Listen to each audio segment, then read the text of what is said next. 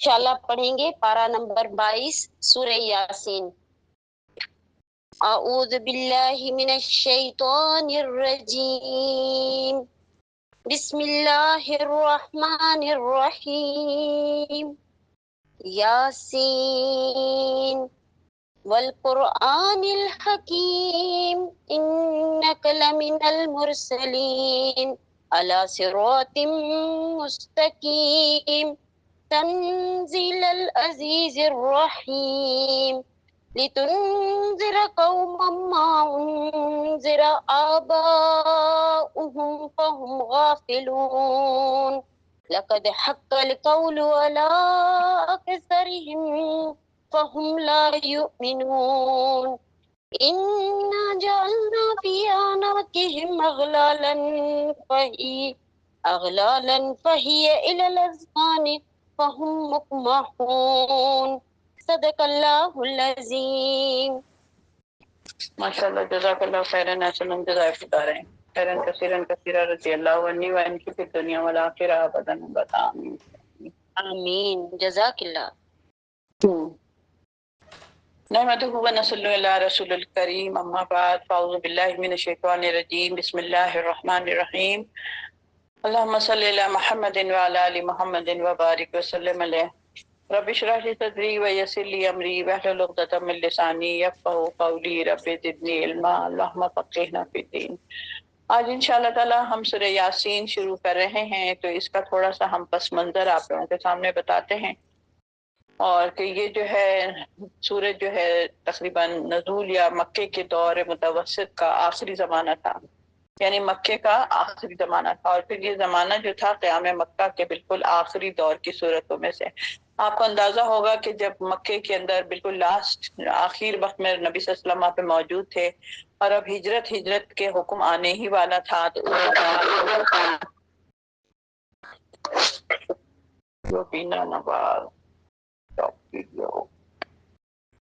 اچھا جی، تو مکے کی حالات اس وقت بہت زیادہ غمگین تھے، اور لاسٹ وقت تھا جب ہجرت کا وقت آنے والا تھا، اور دشمنوں نے اپنے فل عروج پہ تھے اس وقت نبی صلی اللہ علیہ وسلم کی دعوت کو ختم کرنے کے لیے، یعنی اللہ کی آیات کو ان کا انکار کرنا، توحید کا انکار کرنا، اور مکے نبی صلی اللہ علیہ وسلم کو رسول نہ ماننے کے اوپر بہت زیادہ اس وقت شور تھا۔ یہ اس آخری زمانے میں یہ سمجھے اس وقت نزول ہوا تھا اس سورہ یاسین کا، اور اس میں جو تھا وہ تھا کہ اس میں توحید کے بارے میں نے بتایا کہ کائنات اور عقل سے کام لینے والوں کے لیے بات آئے گی اس کے اندر، اور پھر اس کے بعد ہم دیکھتے ہیں کہ دعوت جو آپ صلی اللہ علیہ وسلم دے رہے تھے اس میں لوگوں کے لیے کیا تھا، اس میں لوگوں کا بھلا تھا یا نقصان تھا لوگوں کا؟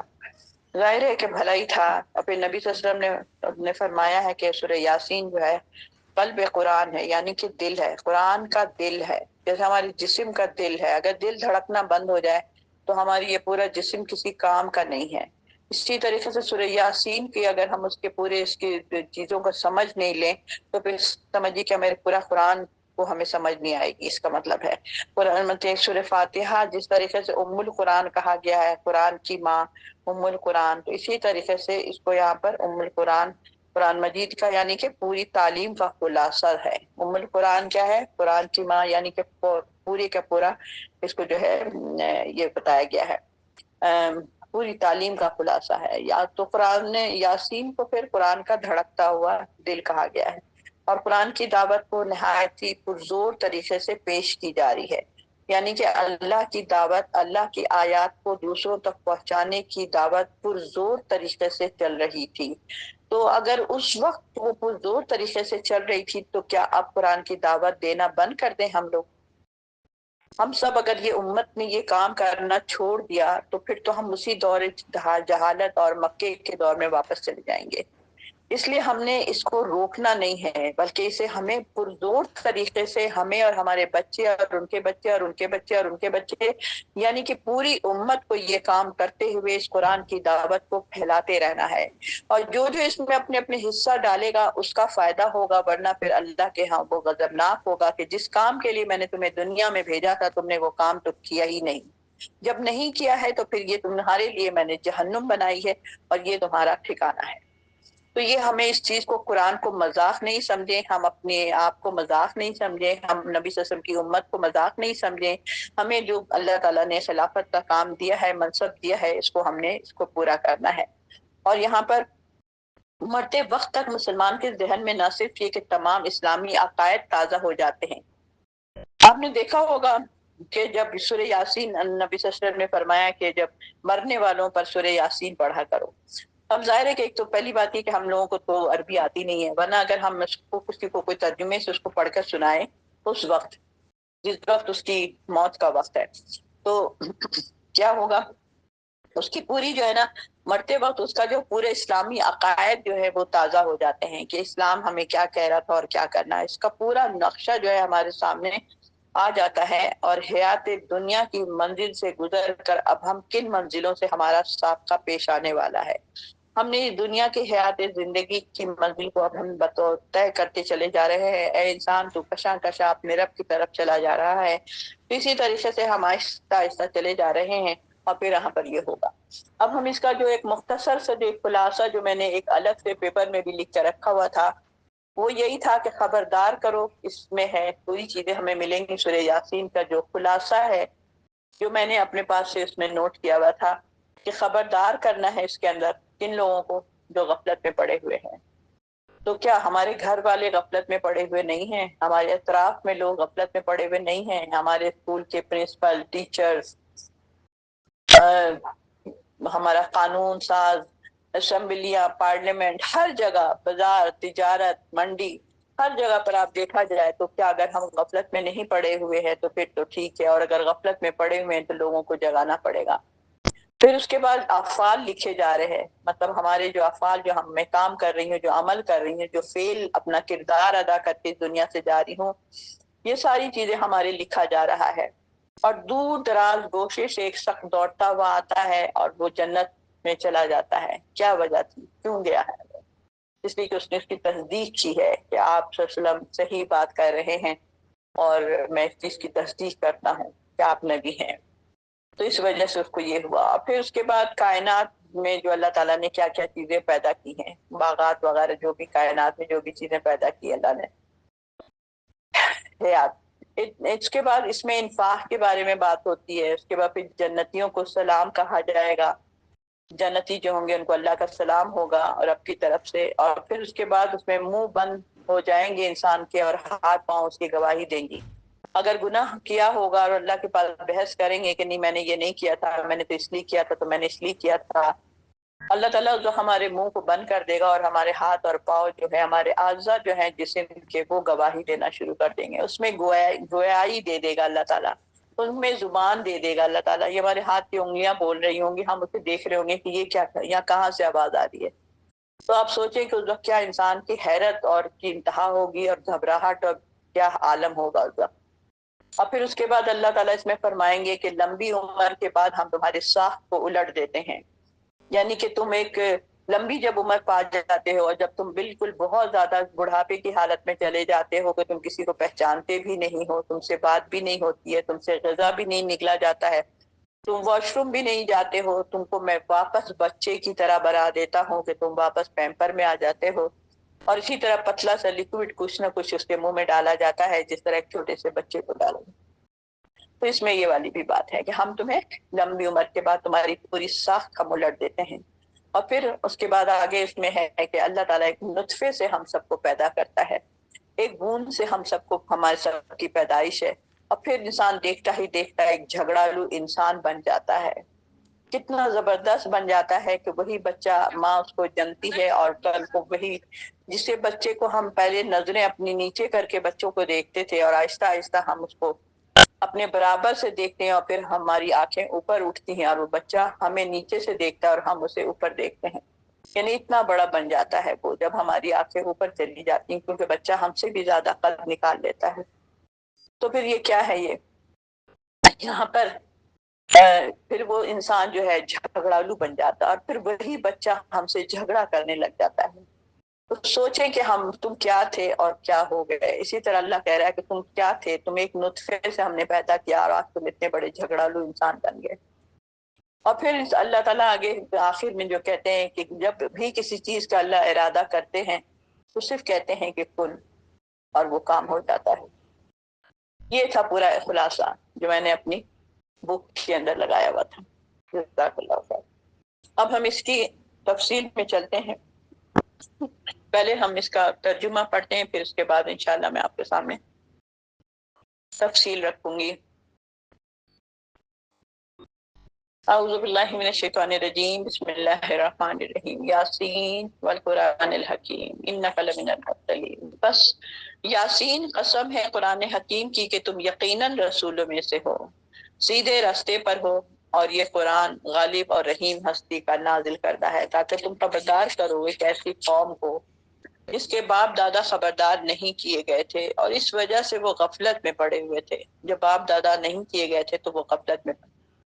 ان میں سے اکثر لوگ فیصلہ عذاب کے مستحق ہو چکے ہیں، اسی لیے وہ ایمان نہیں لاتے ہیں۔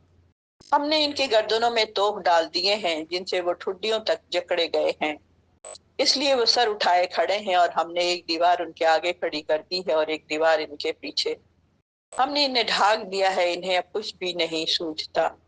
ان کے لیے یکساں ہے، تم انہیں خبردار کرو یا نہ کرو، وہ نہیں مانیں گے۔ تم تو شخص کو خبردار کر سکتے ہو جو نصیحت کی پیروی کرتا ہے اور بے دیکھے اللہ رحمان سے ڈرتا ہے، اسے مغفرت اور اجر کریم کی پھر بشارت دے دو۔ ہم یقیناً ایک روز مردوں کو زندہ کرنے والے ہیں، جو کچھ افعال انہوں نے کیے ہیں وہ سب ہم لکھتے چلے جا رہے ہیں، اور جو کچھ آثار انہوں نے پیچھے چھوڑے ہیں وہ بھی ہم ثبت کر رہے ہیں۔ ہر چیز کو ہم نے ایک کھلی کتاب میں درج کر رکھا ہے۔ وآخر دعوانا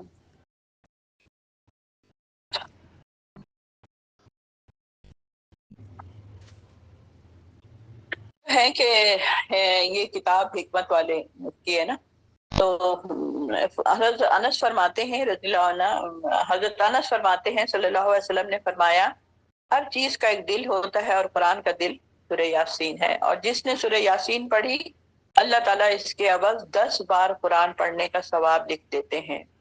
ترمذی کی حدیث ہے یہ۔ آپ سوچیں ذرا کہ 10 دفعہ آپ نے سمجھی کہ قرآن مجید کو مکمل کر لیا، اتنا زیادہ اس کا ثواب ہے پڑھنے کا، اور نبی صلی اللہ علیہ وسلم نے فرمایا ہے، ترمذی کی حدیث ہے۔ اور پھر اسی طرح رسول اللہ صلی اللہ علیہ وسلم نے فرمایا کہ جو شخص اللہ کی رضامندی کے لیے سورہ یاسین پڑھتا ہے اس کے سابقہ گناہ بخش دیے جاتے ہیں، معاف کر دیے جاتے ہیں۔ اس سورہ کو اپنے مرنے والوں کے پاس پڑھا کرو۔ یہ مرنے والوں کے پاس کیوں پڑھا کرو؟ تاکہ تمہارا عقیدہ مضبوط ہو جائے، تم مسلمان ہو، تم بار بار کلمہ پڑھو اور تم سمجھ جاؤ کہ ہاں تم اللہ کے لیے ہو، یعنی تم مسلمان تھے دنیا میں، اور ابھی آگے جا کر تم سے حساب کتاب، سوال جواب، آخرت، جنت، دوزخ سب چیزیں سامنے آئیں گی، اب تمہارا وہاں کا جانے کا وقت آ گیا ہے۔ تو اس قرآن کا دل اس لحاظ سے ہے کہ اس میں قرآن کی دعوت کو بڑے پرزور دلائل کے ساتھ نہایت ہی مؤثر پیراہے میں پیش کیا گیا ہے۔ قرآن کا دل کیوں ہے، اس بات کو نوٹ کریں۔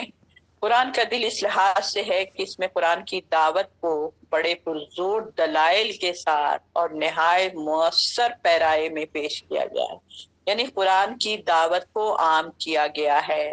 قرآن کا دل کیوں ہے سورہ یاسین؟ کسی سے یہ سوال کیجئے کہ سورہ یاسین قرآن کا دل ہے، پہلے پوچھئے کہ کیا ہے قرآن، سورہ یاسین کیا ہے؟ قرآن کا دل ہے، ہاتھ ہے، پاؤں ہے، دماغ ہے، کیا ہے؟ پھر وہ کہیں گے دل ہے۔ تو پھر دل ہے تو پھر کیوں ہے دل؟ کیا ہے وہ؟ کیوں اتنی امپورٹنٹ کیوں ہے؟ ہمارے پورے جسم کے اندر دل اتنا امپورٹنٹ کیوں ہے؟ اگر وہ دھڑکنا بند ہو جائے گی تو میرا سارا خون کا سرکولیشن، سب کچھ، ساری چیزیں ہماری ساکن ہو جائیں گی، بند ہو جائیں گی، سوئچ آف ہو جائے گی، بجلی چلی جائے گی، ٹھیک ہے، بیٹری ڈیڈ ہو جائے گی ہماری۔ اسی طریقے سے لیکن اس میں کیا بات بتائی جا رہی ہے؟ قرآن کی دعوت کو دینا، قرآن کی دعوت کو پھیلانا۔ دعوت کا مطلب کیا ہے؟ بلانا، لوگوں کو بلانا اپنی طرف، دعوت کی طرف۔ تو قرآن کو بلانا ضروری ہے، یہ اس لیے کہا گیا ہے کہ قرآن دل ہے، سورہ یاسین جو ہے قرآن کا دل ہے، یعنی کہ آپ کو پوری دنیا، آپ کا جو پورا جسم ہے اگر وہ دعوت نہیں دے رہا ہے دین کی کسی کو بھی تو سمجھے آپ کا دل مردہ ہے، آپ کے قلب میں کوئی رمق نہیں ہے، کوئی زندگی نئے نشان نہیں نظر آ رہے ہیں، ٹھیک ہے، آپ کی بالکل بیٹری ڈیڈ ہونے والی ہے، اور آہستہ آہستہ کسی وقت بھی ڈیڈ ہو سکتی ہے۔ تو ہمیں یہ بات سوچنا چاہیے کہ جب میرے پورے جسم میں دل کی وہ اہمیت ہے تو یعنی کہ پوری زندگی میں مجھے قرآن کی دعوت کو دینے کی کیا اہمیت ہے۔ سورہ یاسین سے ہم نے آج کا یہ نقطہ نکالا ہے کہ یہ ہمیں دل کی مانند ہے، اور اسے ہم نے کرنا کیا ہے، دل کیا کہتے ہیں، جس طریقے سے دل ہماری زندگی مطلب ہمارے جسم کے لیے ضروری، اسی طرح قرآن کی دعوت یعنی تامرون بالمعروف و تنہون عن المنکر کا فریضہ اگر میں انجام نہیں دوں گی تو میرا دل بیکار ہے، میں زندہ تو ہوں مگر میں مری ہوں، میں جہنم کے لیے پیدا ہوئی ہوں۔ اس کا مطلب میں نے اگر دین کا کام نہیں کیا، میں نے اگر دعوت لوگوں کو نہیں دی، میں نے اس طرح کرنے کی کا حکم نہیں دیا، برائی سے نہیں روکا، میں بیکار، ضائع، کچرا اور آگ کے لیے پیدا، اپنے اوپر ظلم کر رہی ہوں میں۔ کتنی بڑی بات ہے، اس کے اندر سوچنے کی بات ہے یہ کہ قرآن کے دل کو کس چیز سے اس کو وہ بتایا جا رہا ہے کہ یہ قرآن کی دعوت کو لے کر اٹھو گے تو تم اصل کام کرو گے۔ آمرون بالمعروف، سب کا قانون، جب تک تم یہ نہیں کرو گے تم جنت میں نہیں جا سکتے۔ اور پھر اس کے بعد اس میں کیا ہے، مرنے والوں کے پاس پڑھنے کے لیے ہدایت فرمائی گئی، کیوں کہ مرنے والے کے تمام اسلامی عقائد اس کے جو ہیں وہ تازہ ہو جائیں کہ تم کیا کر کے آئے ہو اب تک، اور عالم آخرت کا وہ نقشہ اس کے سامنے پیش کیا جاتا ہے جو اس صورت کے اندر موجود ہے کہ تم سے سوال جواب ہوگا، اللہ ہوگا، جنت ہوگی، جہنم ہوگی، وہ ساری چیزیں ابھی تم کو بتا رہے ہیں۔ اب تمہارا جانے کا وقت آ گیا اس دنیا سے۔ مگر جو لوگ قرآن کا ترجمہ ہی نہیں جانتے ہوں تو اس کی تلاوت اس صورت میں کیا فائدہ حاصل کر سکیں گے؟ اسی وجہ سے سورت کا ترجمہ کو یاد کرنا، ترجمہ پڑھنا، ترجمہ سیکھنا بھی بہت ضروری ہے۔ میں یہ ہرگز نہیں کہتی ہوں کہ صرف آپ انہی چکروں میں رہ جائیں کہ میں یہ سیکھ رہی، میں یہ سیکھ رہی، میں آپ ساتھ ساتھ اپنا قامت کا کام بھی کریں، ساتھ ساتھ آپ تامرون بالمعروف کا کام بھی کریں، اور ساتھ ساتھ اپنی کلاسز بھی لیتی جائیں اور خود سے آپ پڑھتی جائیں، خود سے سیکھتی جائیں ترجمے بھی۔ اب جس کو ترجمہ سیکھنا ہے وہ بھی مجھ سے رابطہ کر سکتا ہے، اس کو ترجمہ پڑھایا جائے گا۔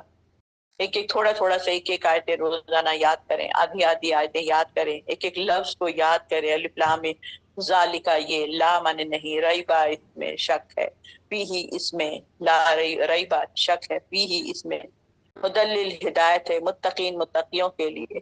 اس طرح ایک ایک لفظ کو یاد کریں۔ 3 سے بارے اگر آپ نے یاد کر لیا پکا تو سمجھیے کہ آپ کو آہستہ آہستہ پورا قرآن خود ہی سمجھ میں آنا شروع ہو جائے گا۔ یہ کام آپ لوگ خود اپنے طور پہ گھر میں کر سکتی ہیں، کوئی ضروری نہیں کہ آپ کلاس لیں، آپ خود سے اس کتاب کو کھولیں، دیکھیں اور اس میں سے یاد کریں اور اس کو اپنے سے پکا کریں، پھر دوسرا سبق لیں، خود ہی کریں۔ کوئی ضروری نہیں کہ فیشن اور ڈیزائن مت بنائیں کہ میں یہ کلاس لے رہی ہوں تو میں وہ کلاس لے رہی ہوں تو میں وہ کلاس لے رہی ہوں۔ مجھے تو ایسا لگتا ہے شوئیاں ہیں، یہ سب شو بازیاں ہیں۔ گرامر بھی آپ سیکھیں، کوئی مسئلہ نہیں ہے، میں خود ایسی کرتی ہوں، میں یوٹیوب سے نکالتی ہوں، میرے پاس اسکرپٹ تیار ہے، میں اس میں سے گرامر بھی سیکھ لیتی ہوں، میں لفظی ترجمے بھی میں نے سیکھ لیا ہے سارا کچھ۔ تو خود ہی کرے نا، خود ہی کرے، اور جتنا کر سکتی ہیں کرے، نہیں کر سکتی ہیں تو پھر اللہ تعالیٰ آپ کے لیے آسانی کرے، لیکن اس کو اتنا ہوا نہ بنائے کہ میں یہ کلاس، میں وہ کلاس، اور سب کو بتانے کی ضرورت بھی نہیں کہ میں یہ کلاس اور میں وہ کلاس۔ یہ سب ہمارا اپنے اندر کا ایک تسکین، ہمارے کو تھپ تھپی ملتی ہے، شاباش شاباش، کوئی کندھا ہمارا تھپ تھپاتا ہے، واہ واہ تم کتنا اچھا کام کر رہی ہو۔ تو یہاں پر یہ ساری چیزیں ہیں۔ تو قرآن ایک حکمت ہے، اور اس کے بعد نزول جو ہے قرآن کی قسم وہ بلا شبہ رسولوں میں سے ایک ہے، سیدھی راہ پر ہے۔ قرآن کا نزول ہی آپ کی رسالت کا سب سے بڑی دلیل ہے۔ آپ صلی اللہ علیہ وسلم رسول ہیں، رسول ہیں، ہاں جی بالکل ہیں۔ کیسے؟ کیونکہ یہ قرآن جو ہم پڑھ رہے ہیں کس کے ذریعے سے آیا ہے؟ نبی کے ذریعے سے آیا ہے، تو پھر ہم رسول کا انکار تو کر ہی نہیں سکتے۔ اس قسم کی شہادت کے قائم مقام کرتی ہے، یعنی کہ شہادت دیتی ہے یہ قرآن جو ہے۔ اس میں 3 مختصر سی آیات کا مطلب یہ ہے کہ حکمتوں سے وہ لبریز ہے قرآن۔ قرآن حکیم اس بات پر قولی شہادت ہے، اس کے اندر پہلی بات یہ ہے آپ فی الواقع اللہ کے رسول ہیں۔ پہلی بات یہ ہے، قولی شہادت کس چیز کا ہے کہ آپ فی الواقع اللہ کے رسول ہیں، یہ ہم شہادت دیتے ہیں اللہ سے، اللہ کے پاس، سب کے پاس، ہم کہ اللہ کے رسول ہیں۔ دوسری کیا ہے؟ آپ سیدھی راہ پر گامزن ہیں، اور شہادت یہ ہے کہ آپ امی تھے، مطلب آپ ان پڑھ تھے، کسی استاد کے سامنے آپ نے وہ نہیں کیا تھا، پڑھائی نہیں کی تھی، نہ لکھ پڑھ سکتے تھے۔ نبوت سے پہلے آپ نے کبھی کوئی ایسا کلام یا اس سے ملتا جلتا کلام بھی پیش نہیں کیا تھا۔ آپ صلی اللہ علیہ وسلم کو نبوت کب ملی تھی؟ 40 سال تک۔ 40 سال تک وہ بچے جب تھے تو الف ب نہیں پڑھا تھا انہوں نے، تو جو پڑھائی کا کوئی سسٹم نہیں تھا اتنا زیادہ، اور آپ صلی اللہ علیہ وسلم نے بھی پڑھائی نہیں کی تھی۔ اس سے یہ شبہ ہو سکے کہ شاید یہ جو ہے یہ لیکن ترقی کر رہا ہے کیونکہ یہ انسان بہت ہی پڑھا لکھا ہے اور یہ ہر وہ، ایسا کچھ بھی نہیں تھا۔ اللہ تعالیٰ کی یہ ایک بہت بڑی حکمت تھی اس کے اندر کہ انہیں امی میں سے ایک انسان کو ایسا بنایا۔ اب کوئی کہہ ہی نہیں سکتا ہے کہ اپنی طرف سے کچھ لکھتا ہے، اپنا اس کا عقل چلتی ہے، اس نے اتنی ساری کتابیں پڑھی ہوئی ہیں، وہاں سے نکالتا ہے وہاں سے نکالتا ہے۔ اس کو تو کتابوں کا پتہ ہی نہیں تھا، اس کے ہاتھ میں کبھی کتاب کوئی آئی نہیں تھی، تو اس کے پاس تو کوئی ایسا نبوت سے پہلے بھی کوئی ایسا کام نہیں تھا۔ پھر اس کے بعد تو بس یہ ہے، رسولوں میں سے ہیں، آپ سیدھی راہ پر ہیں اور آپ غالب و رحیم ہستی کا نازل کردہ ہے۔ یہ قرآن جو ہے اللہ تعالیٰ کی ہستی کیا ہے، موجود ہے، اور یہ کلام اسی کا ہے، اور بلا شبہ آپ اللہ کے رسول ہیں، اور ان دونوں باتوں کا لازم نتیجہ یہ نکلتا ہے کہ طرز زندگی آپ پیش فرما رہے ہیں۔ زندگی کیسے گزارنی چاہیے آپ صلی اللہ علیہ وسلم سے پوچھنا ہے ہم نے، آپ صلی اللہ علیہ وسلم کی طرف دیکھنا ہے ہم نے۔ اب ہم میں سے کوئی جاہلی ہوگا جو اپنی مرضی چلاتا ہوگا؟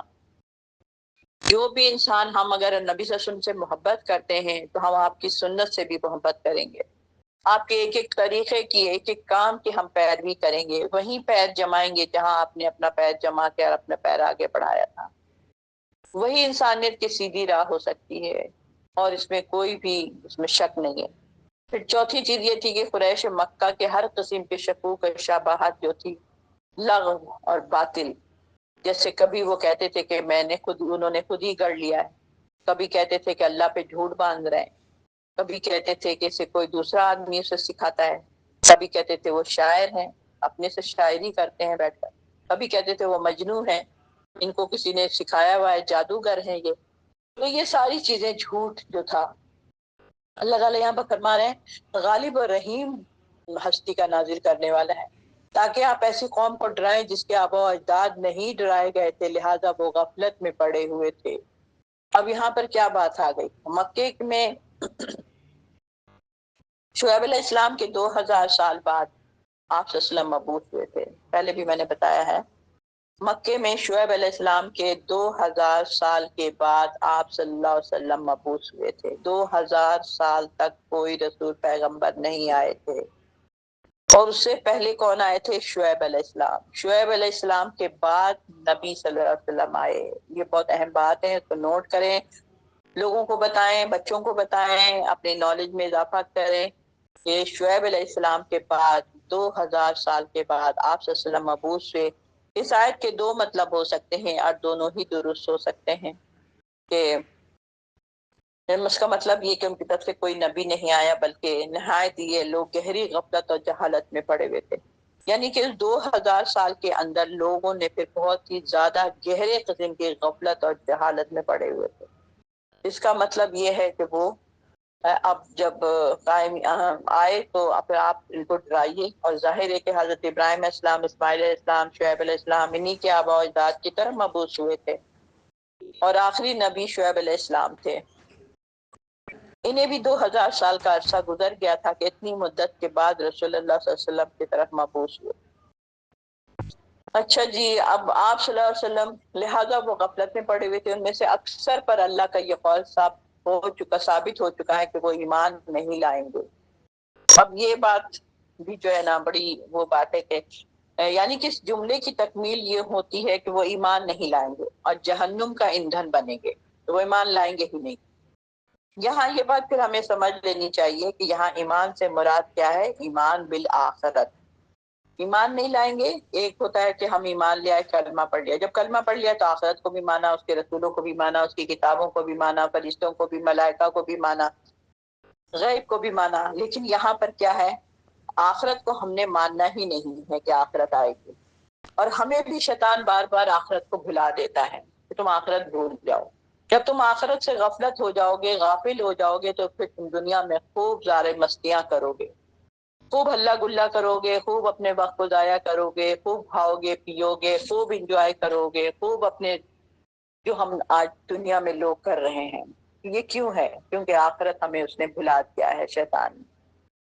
ہم لوگ سب کو میں نے بارہا بتایا، آپ لوگوں کو بھی یاد ہو گیا ہوگا کہ 4 راستوں سے شیطان ہمیں بہکاتا ہے: شرک سے، اس کے بعد آخرت کے بھولنے سے، اور پھر اس کے بعد وہ بے حیائی سے۔ یہ 3 چیزوں سے وہ ہمیں اللہ سے دور کر دیتا ہے، اپنی آخرت سے دور کر دیتا ہے، اپنے جنت سے دور کر دیتا ہے۔ تو یہاں پر رسالت جو ہے، ورنہ اس ہستی کو تو کفار مکہ بھی تسلیم کر چکے تھے، لہذا آخرت پر ایمان نہیں رکھتے تھے، اور اسی وجہ سے آپ کی رسالت کا بھی انکار کرتے تھے کہ آپ رسول ہیں، ہم نہیں مانتے آپ کو کہ آپ رسول ہیں، اور آپ یہ اچھا اچھا کام کریں گے، بتائیں گے، اور آپ اللہ کی طرف سے ہیں، اور پھر ہمیں آخرت بھی ہوگی، جواب سوال، یہ سب ہم مانتے ہی نہیں۔ اچھا بھی نہ مانو۔ پھر اللہ تعالیٰ آگے فرماتے کہ ہم نے ان کے گلوں میں توق ڈال دیا ہے نا، ان کی ٹھڈیوں تک وہ جکڑ دیے گئے ہیں، لہذا دوسرا مطلب وہ اٹھائے رہتے ہیں، لہذا ہم ان پر ایک دیوار ان کے سامنے کھڑی کر دیا اور ایک پیچھے، اور ان پر ایک پردہ ڈال دیا، جو کچھ وہ کچھ بھی وہ دیکھ نہیں سکتے۔ اس کا مطلب یہ ہے کہ رسم و رواج کا توق، ٹھیک ہے، اندھی تقلید کا توق، یہ ہے اہم باتیں۔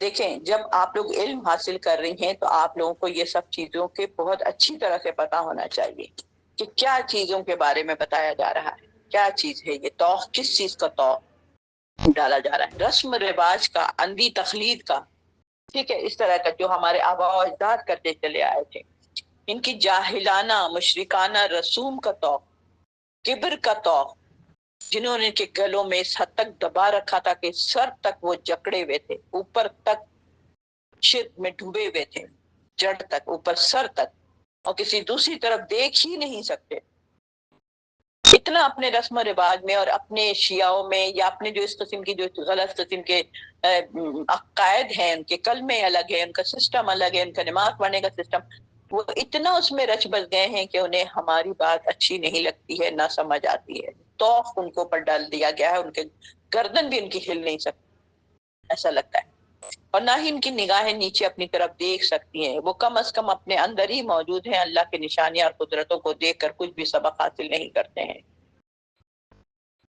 مطلب کچھ لوگ ہر دھرم اتنے ہوتے ہیں، اپنے اصول پر اتنا سخت ہوتے ہیں کہ اللہ کی کوئی بھی بات ان کو بتائیں تو ان کو سمجھ ہی نہیں آتی ہے، سمجھ ہی نہیں آتی ہے۔